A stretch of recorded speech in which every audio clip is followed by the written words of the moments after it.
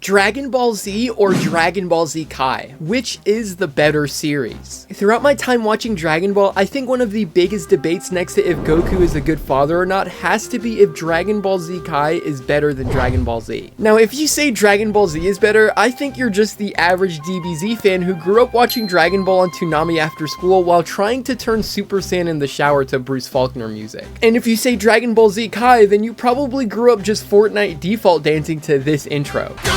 Don't stop, we're in luck now. Don't stop, there's so much to be found.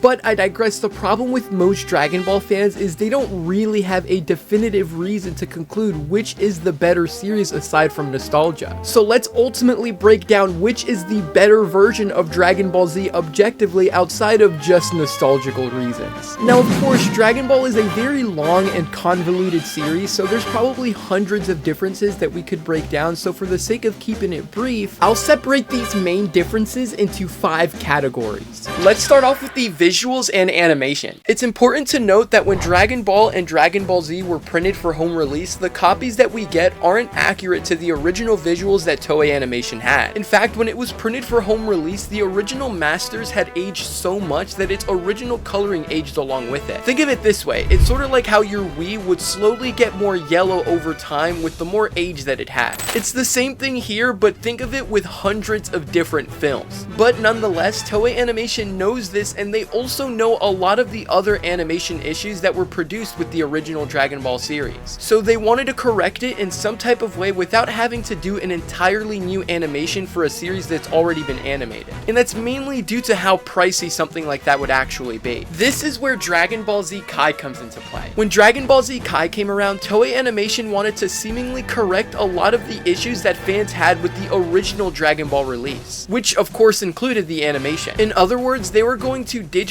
remaster the original footage within Dragon Ball Z for higher definition television. This is what's known as reformatting, and they succeeded in some aspects of it, but massively failed in others. For starters, Dragon Ball Z Kai introduces a completely new color palette, which is more identical to the original coloring they had for the Dragon Ball Z prior to its home release. The coloring for a lot of the scenes in Dragon Ball Z Kai are a lot less washed out compared to the ones we have for Dragon Ball Z, and they don't seemingly have red or yellow pea drawn all over the entire top of each screen. Unless you're talking about Bukai, which had green pea all over it for some reason, but that's besides the point. Despite that, there were also a couple of scenes that were too outdated for Toei Animation to fix. So for those scenes specifically, they attempted to reanimate those scenes entirely from scratch, but a lot of them were hit or miss. In fact, most of the reanimated scenes looked almost unwatchable at some points. To be honest though, censorship was also a massive complaint when it came to Dragon Ball Z Kai as well. I do have to say, if you've only seen Dragon Ball Z Kai when it aired on Nicktoons, then you haven't seen the actual Dragon Ball Z Kai. The original Dragon Ball Z Kai was shown without massive censorships of blood or fight scenes like how it was shown on Nicktoons. While they do censor a lot of naked characters and middle fingers, I don't think that should be the biggest complaint in the world. Overall though, Dragon Ball Z Kai attempted to fix a lot of the visual aspects of Dragon Ball Z, and I will say overall, I do believe that Dragon Ball Z Kai had a better color palette compared to the original Dragon Ball Z. While that is up for debate, I think Dragon Ball Z Kai did a much better job in the audio department though. It's important to note that the original audio for Dragon Ball Z was completely disposed of by Toei Animation years ago. But beyond that, the original audio masters themselves were over a decade old at this point, so Toei Animation wanted to introduce a completely new change.